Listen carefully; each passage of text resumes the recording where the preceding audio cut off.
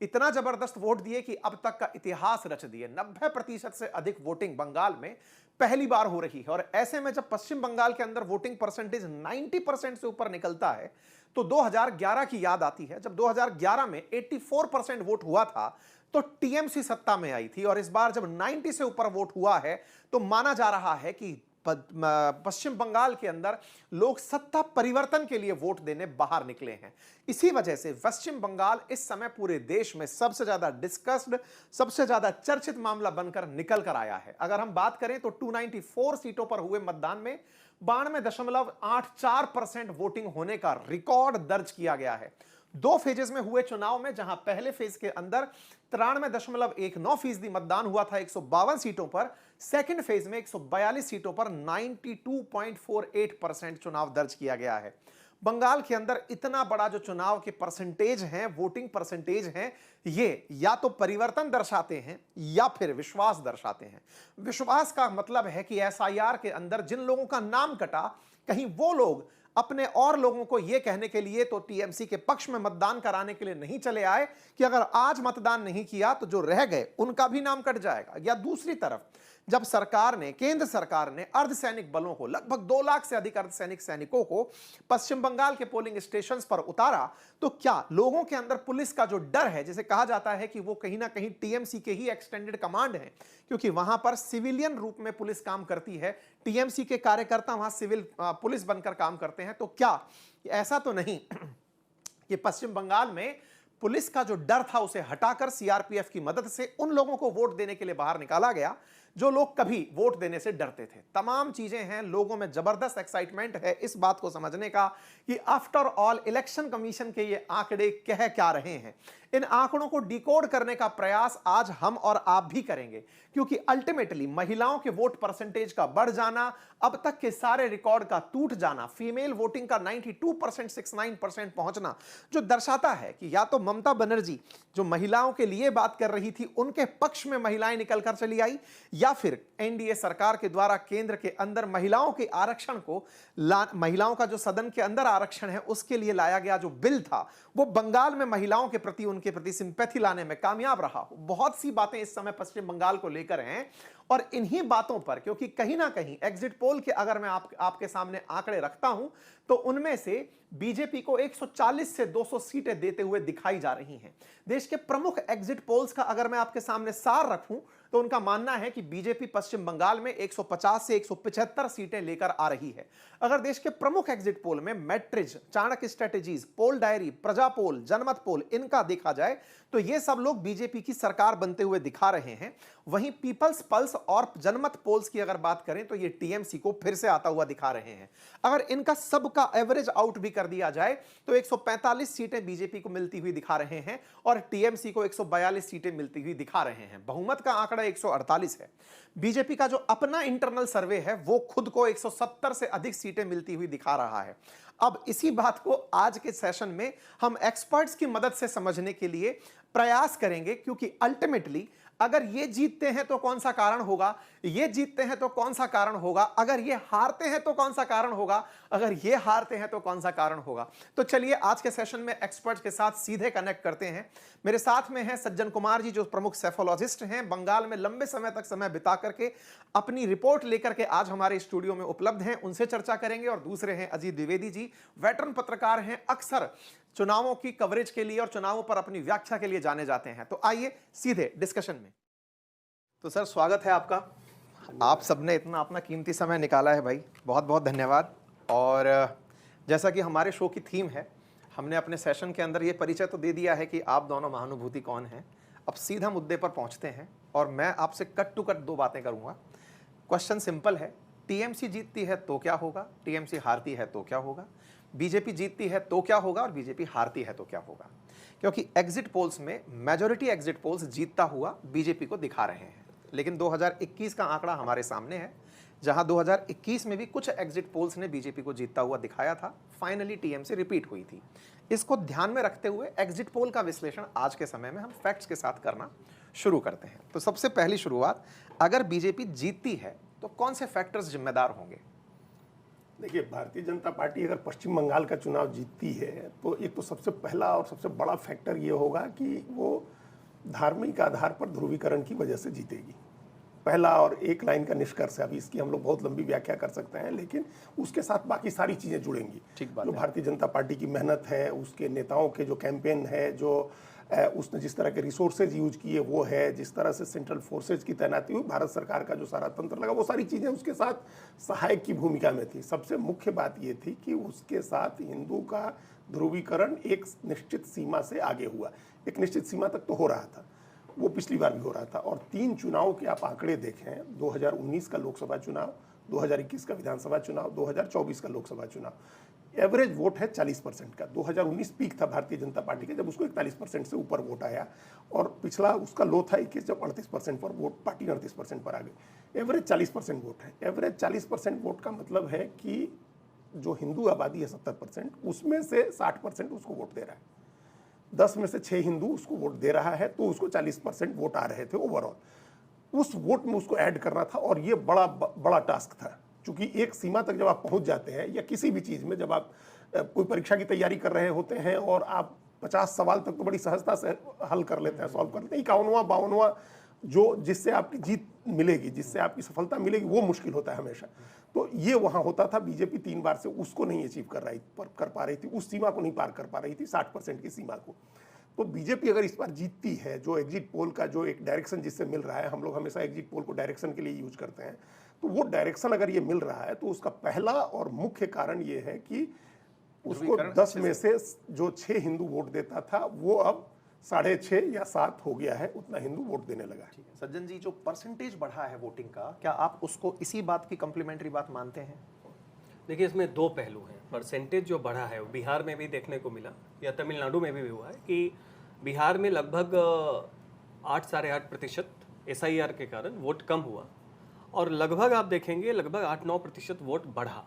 तो एक तो है कि आपका बेस कम हो जाता है, कि पहले आप जो एक्चुअल वोटिंग होती थी उसमें बहुत सारे वोटर लिस्ट में ऐसे भी वोटर्स होते थे जो जिंदा नहीं है, चले गए हैं, वोट करने नहीं आते थे, तो परसेंटेज आपका कम हो जाता था। इस बार जो है एक्चुअल वोटर्स जिन्होंने वोट किया है, SIR ने क्लीन कर दिया। अब लगभग 90-92 लाख लोगों का नाम हटा है, उसमें 60 लाख तो वो हैं जो नहीं है, जिस पे कोई कंट्रोवर्सी नहीं है, जो पहली बार आया कि डेड वोटर्स हैं, शिफ्टेड वोटर्स हैं, जिनके पास 2-2 वोटर ID कार्ड था वो हैं। लेकिन बाद में जो 30-32 लाख नाम कटे, वो थे जो वोटर थे लेकिन वो अपना क्रेडेंशियल नहीं प्रूव कर पाए। ठीक है, तो लगभग 9% वोट शेयर पहले ही हट गया था। हाँ, मतलब 10 करोड़ के आसपास पश्चिम बंगाल की आबादी है, if I am not wrong. बिल्कुल बिल्कुल। और उसमें से अगर आप 90 लाख हटा दे रहे हैं तो 9% वोटर को आपने सीधा हटा दिया। हाँ, लेकिन वो तो आबादी से आप बता रहे हैं। वोटर्स में तो ये ज्यादा हो जाता है, वोटर्स में ज्यादा, बहुत बिल्कुल ठीक बात है। आबादी में वो लोग भी हैं जो कि माइनर्स हैं। ये लगभग 11-12% हो जाता है। ठीक है। तो अगर आप देखें 2021 में वोटिंग परसेंटेज जो है वो 82% के आसपास है, लेकिन 2024 जो लोकसभा है उसमें बंगाल में वोटिंग प्रतिशत जो है 79.3 के करीब है, 79.3 है। अब उसके हिसाब से अगर आप SIR को जोड़ें तो 90% के आसपास जाना एक स्वाभाविक, अगर उतना नहीं जाता तो आश्चर्य होता, ये प्रोपोर्शनेट है। लेकिन बावजूद इसके 2-2.5% वोट ओवर एंड एबव हुआ है। SIR को आप फैक्टर कर ले तो भी वो कैसे हुआ है, अब उसे अलग अलग तरीके से लोग देख रहे हैं। बीजेपी का मानना है कि ये एंटी इनकम्बेंसी और लार्जर हिंदू वोटर्स का डर का फैक्टर कम होने के कारण निकल के आके वोट करने का प्रभाव है। जो प्रो TMC नैरेटिव चला रहे हैं वो कह रहे हैं कि ये दिखाता है कि SIR के कारण एक व्यापक असुरक्षा की भावना हो गई कि हमारी सिटीजनशिप चली जाएगी। देखिए, दोनों आंशिक सत्य वाली बात है, आधा पहलू दोनों का सही है। तो आप देखेंगे कि मुस्लिम एरियाज में भी वोट बढ़ा है, कम नहीं हुआ है परसेंटेज। हिंदूज में थोड़ा ज्यादा भरा है, यह है इस बार। तो उस लिहाज से इसका निष्कर्ष दोनों पार्टी अपनी तरीके से निकाल रहे हैं। TMC का मानना है कि ये जो वोट बढ़ा, हमारे पास 30% माइनॉरिटी और कंसोलिडेट हो गया, और कैडर होने के कारण, वर्कर होने के कारण हिंदू में है।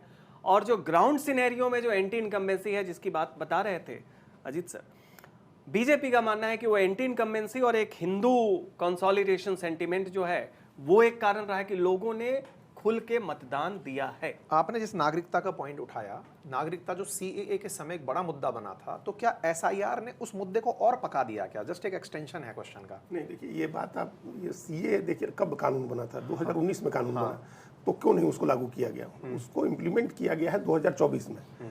तो सीए को रोक दिया गया 2019 में, कानून बनने के बाद उसको रोका गया, क्योंकि 2021 के चुनाव में बंगाल और असम का चुनाव साथ में होता है।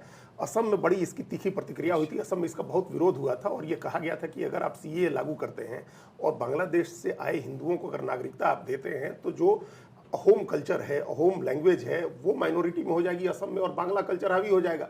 और अभी वो पहला दूसरा चुनाव था सरकार चलाने के बाद भारतीय जनता पार्टी का, तो वो रिस्क नहीं लेना चाहती थी कि हम बंगाल जीतने के लिए सीए लागू करें और असम लूज कर जाए, बंगाल भी नहीं जीते।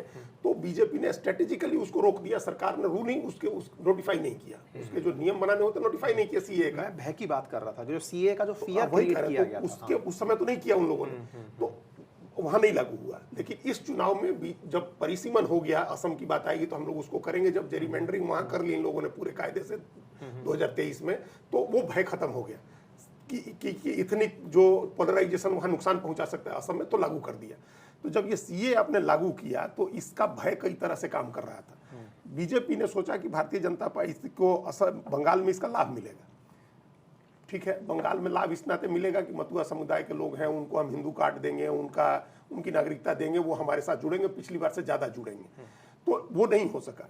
लेकिन मुस्लिम समाज में ये फियर हो गया, मतुआ समाज में भी हुआ कि अगर आप कह रहे हैं कि पहले आप ये अपने को डिस्क्लोज करिए कि आप बांग्लादेश से आए हैं, तो मतुआ समाज के लोगों में भी एक भय हुआ कि हम अगर डिस्क्लोज करते हैं कि हम बांग्लादेश से आए हैं तो पता नहीं वोटर बनेंगे कि नहीं, नागरिकता खतरे में आ जाएगी। तो काफी लोगों ने नहीं किया। बीजेपी ने कैंप्स लगाए थे, आप उत्तर 24 परगना में और नदिया में कई सारे कैंप लगाए थे और वहाँ लोग कार्ड दे रहे थे, हिंदू कार्ड किसी मंदिर के जरिए, किसी मठ के जरिए, कहीं से भी आप ले सकते थे। लेकिन लोगों ने डिस्क्लोज ही नहीं किया कि हम बाहर से आए हुए हैं। एक तो उनमें भय हो गया और दूसरा भय ये हुआ जो ममता बनर्जी और कांग्रेस और इन तमाम जो एंटी बीजेपी फोर्सेज हैं उन लोगों ने प्रचार किया कि अगर आपका नाम इस बार तो किसी तरह से आपने जुड़वा लिया, अगर वोट आपने नहीं किया तो आपका नाम अगली बार कट जाएगा, हटा दिया जाएगा, आपकी नागरिकता समाप्त हो जाएगी, आपको जो दूसरी तमाम सुविधाएं जो मिल रही हैं, लाभार्थी हैं जिन सुविधाओं के, वो सब नहीं मिलेगा। तो इस बार जो इतनी बड़ी संख्या में बाहर से लोगों के जाकर के वोट डालने की जो खबरें ठीक है, मुझे एक फैक्ट बताइए कि बंगाल की जो इलेक्शन में जो लोग पार्टिसिपेट करते हैं वोटर्स में, कितना प्रतिशत हिंदू है और कितना प्रतिशत मुस्लिम? ये बात इसलिए जानना जरूरी है क्योंकि यहीं से ध्रुवीकरण को स्पष्ट रूप से समझा जा सकता है। फिगर क्या है? नहीं, फिगर तो ये है जो कि 27% के करीब मुसलमान है आबादी में और 70-71% हिंदू है, बाकी दूसरा जैन सिख सब मिला लीजिए तो 1% आधा परसेंट वो है। तो ये आबादी का परसेंटेज है। लेकिन वोटिंग जो परसेंटेज होता था वो उस मुसलमान के 27% का मैक्सिमम होता था, हिंदू के 70-71% का मैक्सिमम नहीं होता था, नेचुरल वे में नहीं होता था। उसको बंगाल में एक छापा वोट कहते थे कि वोटर था, वोटर लिस्ट में उसका नाम था, लेकिन उसका वोट जो आदमी सत्ता में है, जो सरकार में है, पहले लेफ्ट के लोग थे वो डलवा लेते थे, पहले जो तृणमूल आ गई तो तृणमूल डलवा लेती थी। ये जो अभी जो सज्जन जी ने कहा ना, जो क्लीन किया गया है वोटर लिस्ट को, उसमें एक कैटेगरी है absent, shifted, dead and duplicate, ASDD जो एक कैटेगरी है जिसमें पहली बार 58 लाख नाम कटे और फिर 5 लाख और नाम कटे, 63 लाख नाम कटे, वो ASDD में कटे।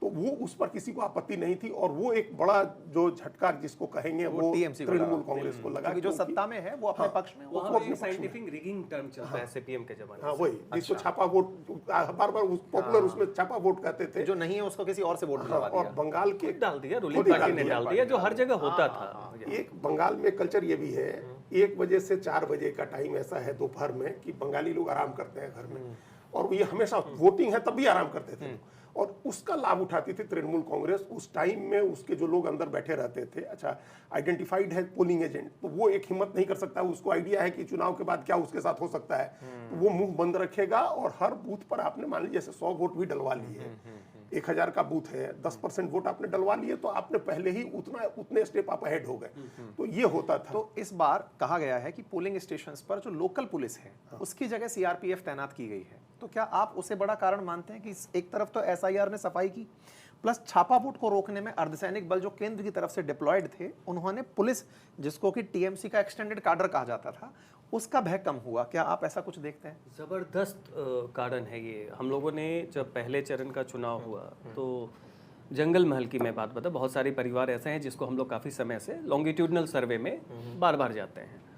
तो बिल्कुल ये अनुभव कि जब वो बूथ पे गए, एक भी स्टेट पुलिस का कर्मी नहीं था, वो उनके लिए बहुत ही पॉजिटिव साइन था। क्यों? क्योंकि बाकी जगह हिंदुस्तान में, बाकी राज्यों में पुलिस को बायस्ड बताया जाता है। बंगाल में पुलिस बायस नहीं होते, बंगाल में पुलिस पार्टी की कैडर होती है, पुलिस चुनाव लड़ती है आपका। तो ऐसे में जो साइकोलॉजिकल मैं अपने ऑडियंस को एक फैक्ट ऐड कर देता हूं कि पश्चिम बंगाल में, जैसे मैं राजस्थान का मूल निवासी हूं, तो हम ये कहते हैं कि एक विधानसभा क्षेत्र के अंदर लगभग 5 पुलिस स्टेशन होते हैं। तो पश्चिम बंगाल के अंदर एक विधानसभा क्षेत्र में एक ही पुलिस स्टेशन है। तुलनात्मक रूप से पुलिस स्टेशन की संख्या कम है।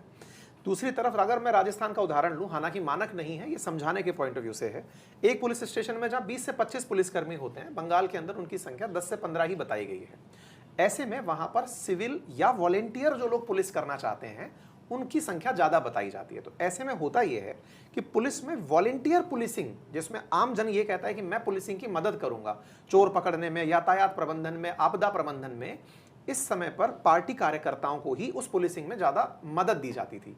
ये बने हुए जो वॉलेंटियर पुलिसकर्मी थे, इनका इलेक्शन में भी उपयोग होने लगता था। वो उपयोग नहीं, दुरुपयोग था, क्योंकि पार्टी से बायस्ड व्यक्ति ही अगर पुलिसिंग कर रहा है तो वो अपने को मजबूत करने का प्रयास करेगा ताकि अगली बार सत्ता आए तो उसकी नौकरी ना जाए। तो अगर मैं इस फैक्ट को ऐड कर पाया तो प्लीज कंटिन्यू कीजिए। बिल्कुल बिल्कुल सही बात है। वो जो सिविक वॉलंटियर की बात की, ये टीएमसी ने शुरू किया।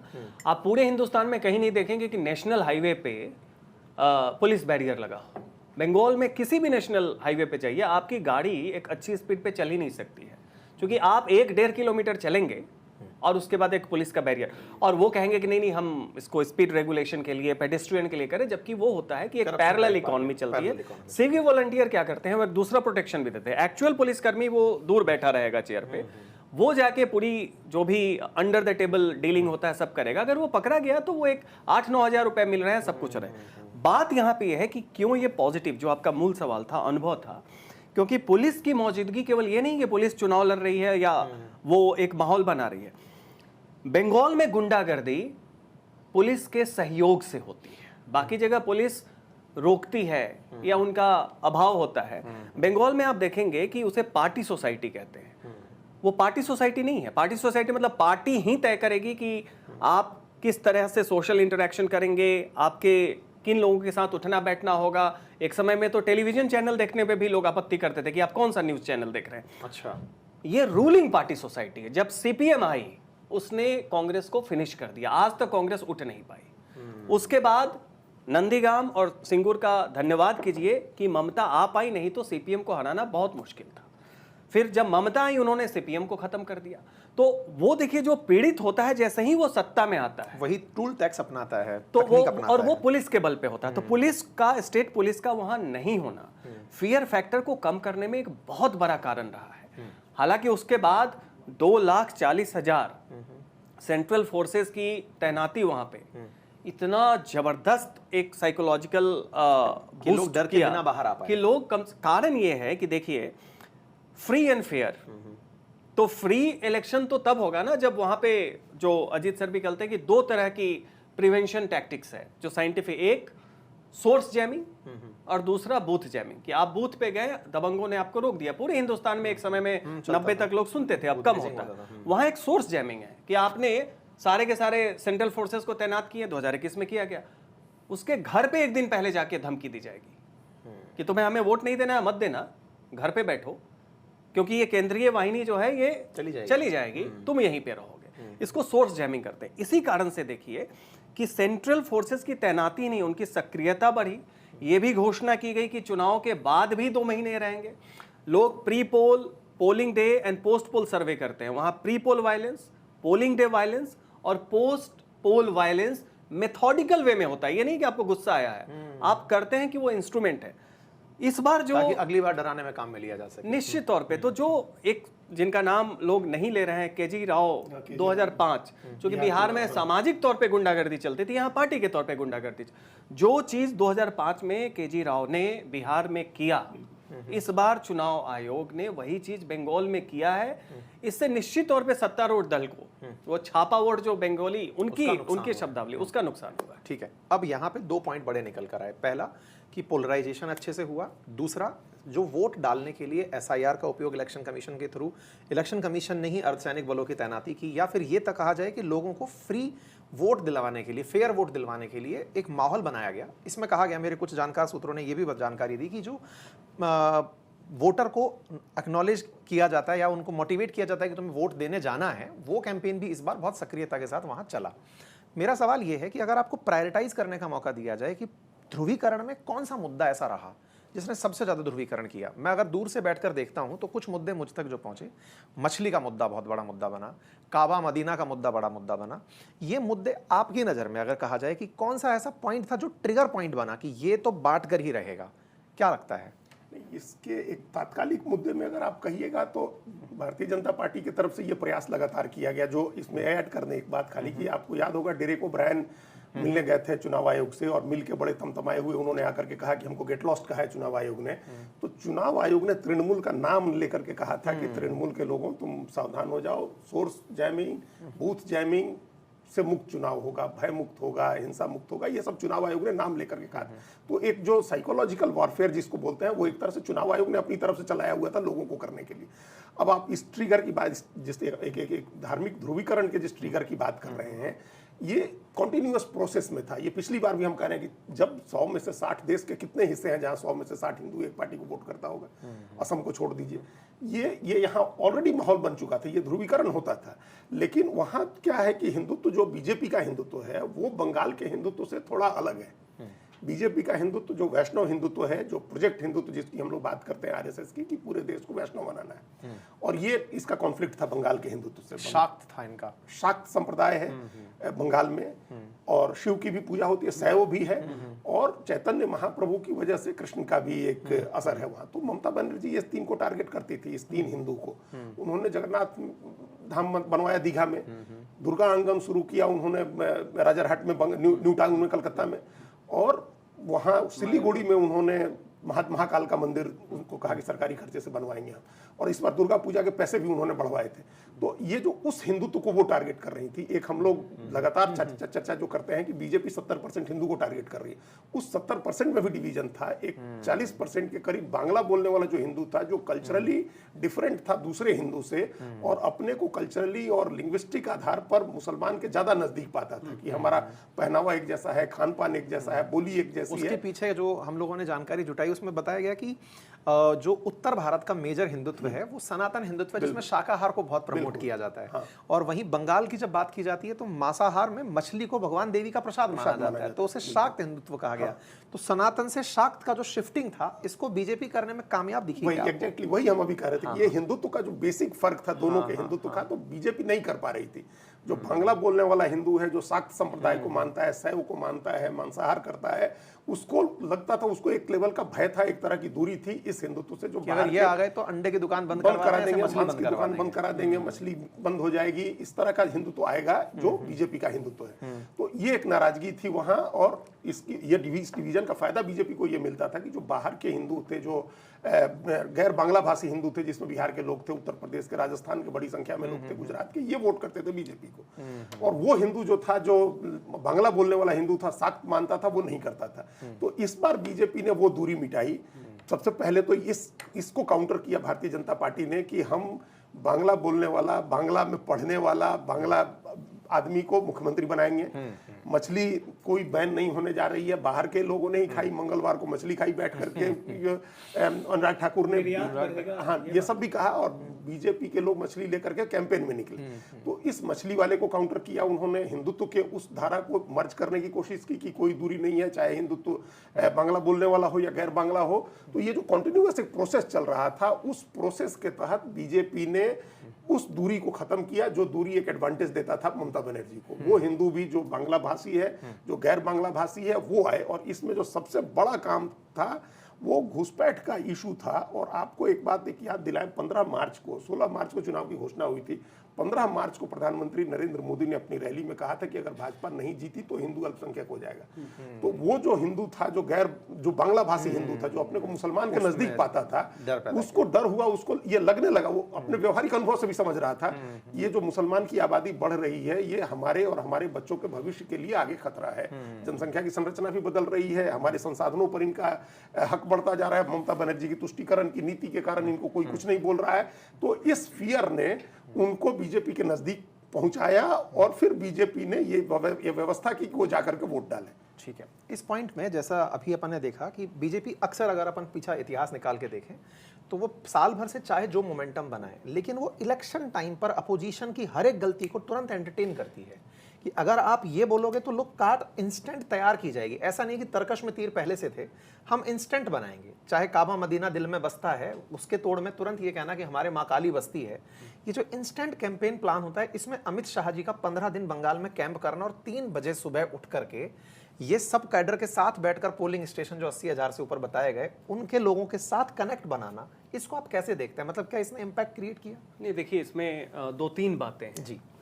इम्पैक्ट क्रिएट ही नहीं किया, वही इम्पैक्ट है और कोई इम्पैक्ट नहीं। पहली बात तो ये देखिए कि वहाँ पे जब हम लोग नवंबर में गए तो एंटी टीएमसी सेंटीमेंट बहुत ज़बरदस्त था, लेकिन उसके साथ प्रदेश बीजेपी के नेतृत्व से और लीडर से काफ़ी फ्रस्ट्रेशन भी था। सक्रिय नहीं थे वो लोग। सक्रिय नहीं थे। एक व्यक्ति ने बताया, जो प्रो बीजेपी सेंटीमेंट का आम आदमी था, बोला कि आप 4 साल 9 महीने नहीं रहते हैं, अचानक आते हैं और 3 महीने में आके पूरी ताकत झोंक देते हैं। तो उसने कहा कि बदलाव हो रहा है, लेकिन अगर ये पहले से होता, उसका इशारा था कि अमित शाह जो कर रहे हैं, ये प्रदेश नेतृत्व के लोग भी, शुभेंदु अधिकारी हैं, दिलीप घोष हैं, समीक भट्टाचार्य हैं, शांतनु मजुमदार हैं, सुकांतो मजुमदार और शांतनु ठाकुर, ये सब जो नेता हैं जो अपने अपने फैक्शन में लगे हुए हैं, उसका ये फ्रस्ट्रेशन और ये जनमानस का भी था। लेकिन बाद में जब पिछले 1-1.5 महीने में अमित शाह और प्रधानमंत्री, ये जो ड्यूओ ने आके पूरी की पूरी ताकत झोंकी और फिर चुनाव आयोग ने माहौल बनाया, तो उसमें लोग क्या कहते हैं कि ओपीडी मोड में भले ही बीजेपी चूक जाए, लेकिन जब वो आईसीयू मोड में आती है तो फिर वो मान के चलिए कि मुर्दे को भी जिंदा करने की पूरी कोशिश करती है, उसमें कोई कसर नहीं छोड़ती। तो इसमें क्या तंत्र विद्या का काम ईडी, सीबीआई, एनआईए ये सब करते हैं? अगर आप फियर एक फैक्टर है, फियर बंगाल में मेथड है। सीपीएम के जमाने से टीएमसी के टाइम में तक फियर फैक्टर एक वो मेथड है जो अजीत सर ने कहा कि हिंदुओं का वोट कम होता था। कारण ये था कि उसमें हिंदी भाषी लोग होते थे। अब आप चले जाइए हावड़ा में, आप चले जाइए चौरंगी में, एंतले में, जोरा साको में, जहाँ पे मारवाड़ी या हिंदी भाषी बिजनेसमैन बड़े बड़े, उनके कॉलोनी के आगे टीएमसी का एक गुंडा, वहाँ गुंडा ही कहा जाता है, वो बाइक पे बस वो खड़ा हो जाता था, लोग देखते थे और वोट देने नहीं निकल। ये साइंटिफिक रिगिंग यही है, सोर्स जैमिंग, कि आप निकलने ही नहीं देंगे, कोई धमकी नहीं, कुछ नहीं, एक दिन पहले चला गया। अब इस बार जो ईडी का या आप कहिए एनआईए की भी वर्दी पहन के बहुत लोग घूम रहे थे, ये साइकोलॉजिकल वॉरफेयर है। कारण ये है कि जिस वोटर को आप सोर्स जैमिंग या ये कहना कि परसेप्शन में कुछ भी कर लो, आएंगे हम ही फिर देख लेंगे, तो ये परसेप्शन वॉर को जीतना जरूरी था। तो उसमें इलेक्शन कमीशन ने एक कॉन्स्टिट्यूशनल दायित्व को निभाया, बीजेपी ने अपनी तरफ से पूरा प्रयास किया, लेकिन पब्लिक के लिए वो दोनों सिंक्रोनाइज्ड था। तो तंत्र विद्या जो कह रहे हैं कि उसका एक हैलो क्रिएट होता है, तो काम तो अपने अपने स्फीयर में हो रहा था, लेकिन पब्लिक के लिए वो एक संपूर्ण रूप से एक हैलो क्रिएट हुआ, जिसमें एक भय का वातावरण, परसेप्शन की लड़ाई में बीजेपी ने भी 3 महीनों में अमित शाह और प्रधानमंत्री के प्रयास से ये सिद्ध करने की कोशिश की और काफी सफलता पाई कि इस बार हम लोग जीत सकते हैं। और यही नतीजा है कि जंगल महल, झारग्राम, ट्राइबल एरिया, वहां भी 90+% वोटिंग हुई। तो क्या मैं इसको ये कह सकता हूं कि डर को डर से डराने का प्रयास किया गया? ये तो बंगाल का मेथड है, बंगाल में ऐसी होता है। अगर यही हुआ तो फिर बंगाल किस चीज को इलेक्ट कर रहा है? डर से बड़े डर को नहीं, लेकिन अब ये उम्मीद कर रहे हैं बंगाल के लोग, 2 चीजों की उम्मीद कर रहे हैं। एक तो ये कि भारतीय जनता पार्टी उस तरह की पार्टी नहीं है जैसे तृणमूल कांग्रेस है, उसके लिए अपने अस्तित्व की रक्षा करने के लिए गुंडा तत्व को उस तरह से अडॉप्ट करना, उसका इस्तेमाल करना भाजपा उस तरह से नहीं करेगी। एक तो ये लोगों की उम्मीद है कि एक राष्ट्रीय पार्टी है, देश में भी उसकी सरकार है, तो वो अब बंगाल को जीतने के बाद दूसरे मेथड अपनाएगी। वो एक उम्मीद की बात हम कर रहे हैं। वो मेथड ये है कि यहाँ विकास होगा, यहाँ इंडस्ट्रीज आएंगी, फिर से यहाँ शांति बहाल होगी, एक तो ये उम्मीद है। और दूसरी उम्मीद जो भय की जहां लोग उम्मीद कर रहे हैं वो है कि घुसपैठ रोकने के लिए बीजेपी अपना भय का जो उसके पास जो संसाधन होंगे पुलिस का और केंद्रीय बलों का उसका इस्तेमाल करेगी घुसपैठ को रोकने के लिए। और आप बंगाल जाइए, आप हम घूमे हुए हैं, भी घूम के आए, आप जा करके देखिए वहाँ पार्क स्ट्रीट में और साल्ट लेक में और बेहाला में और बालीगंज में ये अपर जो अपस्केल मार्केट्स हैं वहाँ भी कैसे आपकी दुकान के आगे रेहड़ी लगा करके खड़े हैं, दो लोग, उन लोगों ने अपनी रेहड़ी लगा ली, वहाँ कोई हटा नहीं सकता है। पेडेस्ट्रियन पे दोनों तरफ लगाते हैं। जैसे अगर ये एक पगडंडी है तो आधे में एक और दूसरी तरफ से एक, और सामने आपकी दुकान है सड़क से, तो आपको ऐसे घूम के कम से कम 500 मीटर के बाद आपको आना पड़ेगा, आप सड़क से सीधे नहीं आ सकते। तो ये जो स्थिति है, यही जो पहले हमने कहा ना कि ये लोगों को लग रहा था कि ये तो भविष्य के लिए बड़ी चिंता, पर हम लोग कल्चरली और लिंग्विस्टिकली कितने दिन एकता इनके साथ दिखाते रहेंगे और ये लोग ऐसे हावी होते रहेंगे सरकार के समर्थन से।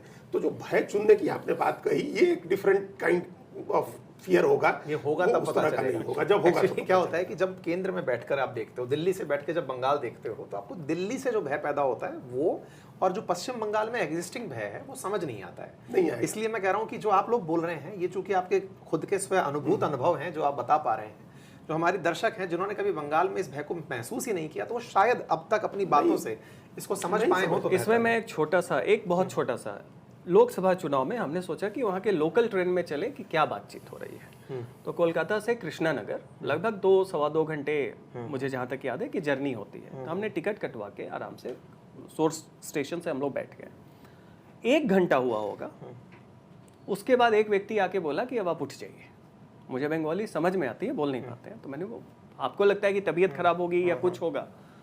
तो हुआ कि क्यों उठ जाए, तो उसने बताया कि आपका 1 घंटा हो गया, हाफ जर्नी हो गया, किस प्रदेश में आपने टिकट कटवा। वहां एक एंटाइटलमेंट जो है, जो सीपीएम का जो एक कल्चर है कि समय में भी मुझे हिस्सा चाहिए, भले ही मेरा कोई योगदान नहीं, कि आपने टिकट कटो, वो उसका ये कहना। हमने कहा कि नहीं उठेंगे भाई, अब जाइए कहीं और देखिए। बाकी लोगों ने भी कहा कहीं और बैठ जाओ। फिर हमें समझाने की कोशिश ये करी कि यहाँ पे ये नॉर्मल है कि 2 घंटे की जर्नी में आधा आपका जर्नी हो गया तो आधा कोई और कहेगा। ये अभी भी बचा हुआ है। एक पगडंडी, एक तो उस पर कुछ भी स्टॉल लगाना इलीगल है, उसमें भी क्या करते हैं कि बीच से बांट के एक पूरब तो दूसरी पश्चिम की तरफ, सामने मॉल खुला है, सामने बड़े बड़े शोरूम है, आप देख रहे हैं कि हाँ वहां बोर्ड है, लेकिन आने में आपको 100 मीटर आगे से घूम के ऐसे 200 मीटर आना पड़ेगा। ठीक है, तो हम इस वाली डिस्कशन को कंक्लूड करने की तरफ बढ़ते हैं, फिर हम एक और डिटेल डिस्कशन का समय निकालते हैं। कंक्लूसिव रिमार्क में एग्जिट पोल्स को आप कैसे देखते हैं और आप कैसे देखते हैं, दोनों बताइए, ताकि उससे हम आगे निकलें। और इन केस ये एग्जिट पोल पलट जाते हैं तो क्या आपके नजरिए होंगे? पहला आपसे रिमार्क, एग्जिट पोल को आप कैसे देख रहे हैं, कितना करीब है ये सत्ता परिवर्तन के? नहीं देखिए, बिल्कुल जो भी ग्राउंड इनपुट आ रहा है, जिस तरीके से भी बीजेपी की संगठनात्मक कमजोरी को देखते हुए ऐसा लग रहा था कि शायद टीएमसी खींच खांच के निकाल ले, पर एंटी इनकम्बेंसी तो दिख रही थी। और लेकिन जिस तरीके से मतदान हुए हिंदू क्षेत्र में भी, जिस तरीके से केंद्रीय फोर्सेस को देख के डर कम हुआ, ऐसा लग रहा है कि शायद एग्जिट पोल जो ज़्यादातर दिखा रहे हैं उस तरफ डायरेक्शनली चला जाए। लेकिन हुगली नदी, जैसा हमने कई बार कहा है कि वो दिन में जिस दिशा में बहती है, रात में उल्टी दिशा में बहती है। ये साइंटिफिकली बताना पड़ेगा, समुद्र का पानी चढ़ता है। ठीक है, हाँ, तो ये थोड़ा बंगाल का चरित्र भी है। दूसरा ये भी देखिए, माहौल पूरा था बीजेपी के लिए। सवाल ये था कि सेंटिमेंट क्या वोट में बदल पाएगा। इस बार लग रहा है बदला है, लेकिन क्या कुछ थोड़ी बहुत मतलब आपको भी संशय है कि इस रिजल्ट? मेरे कहने का मतलब है कि मुझे लग रहा है कि सही होगा, लेकिन जो ये क्लोज इलेक्शन होगा, चूंकि अभी से पहले विपक्षी पार्टियां 100% वोट को टारगेट करती थी, बीजेपी 70% को टारगेट कर रही है, क्योंकि 30% उससे अलग पहले है। से ही मान के चल रही है कि तो ये मेरा वोट नहीं। तो इस कारण से मैं कहूंगा कि नतीजा शायद वही आए, लेकिन मार्जिन बहुत बड़ा विक्ट्री का मुझे ये नहीं लगता है वेव इलेक्शन है। ठीक है, ये मैं सर, कहना आपका चाहता हूं। रिमार्क?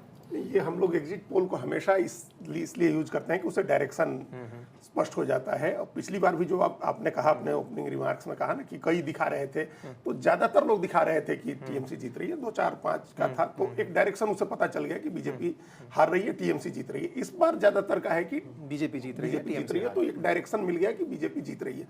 और इसको हम लोग जब फैक्टर करते हैं अपने जो ग्राउंड से हमारी रिपोर्ट थी, उस रिपोर्ट से भी ऐसा लग रहा है कि ये सही डायरेक्शन है, इस बार बीजेपी चुनाव जीत सकती है। उसने 2 चीजें ही करनी थी जो कर दी उसने। हम जीत सकते हैं और आप हमको वोट करिएगा तो आपके साथ कोई नुकसान नहीं होगा, ये दोनों चीजें उसने कर दिया था, इसलिए हिंदू वोट। तो हमारा रिमार्क ये गया कि एग्जिट पोल्स जो दिखा रहे हैं, अगर मतलब अभी फिलहाल के लिए मंच इस तरफ आगे बढ़ रहा है, बाई एनी चांस ये पलट जाता है तो हमारा स्टेटमेंट क्या होगा वो पहले ही दे लेते हैं। बताइए सर, अगर ये रिजल्ट उल्टा हो गया, यानी कि एग्जिट पोल जो दिखा रहा है वैसा नहीं हुआ, तो क्या ऐसा फैक्टर होगा यार, इसको फैक्टर इन करना चाहिए था जब बात कर रहे थे? आपकी तरफ से एक पॉइंट। नहीं, वही एक पॉइंट है कि वो जो बांग्ला भाषी हिंदू है, इसका मतलब कि उसका अभी भी भारतीय जनता पार्टी के हिंदुत्व के प्रति वैसा रुझान नहीं बन पाया है। वो चुपचाप जाकर के उसने फिर उसका जो अपनी आइडेंटिटी है, जो लैंग्वेज वाली जो आइडेंटिटी है, उसको उसकी वजह से उसने वोट कर दिया और ममता बनर्जी को 20% से ज्यादा हिंदू वोट मिल गया, इसकी वजह से ये पलट गया।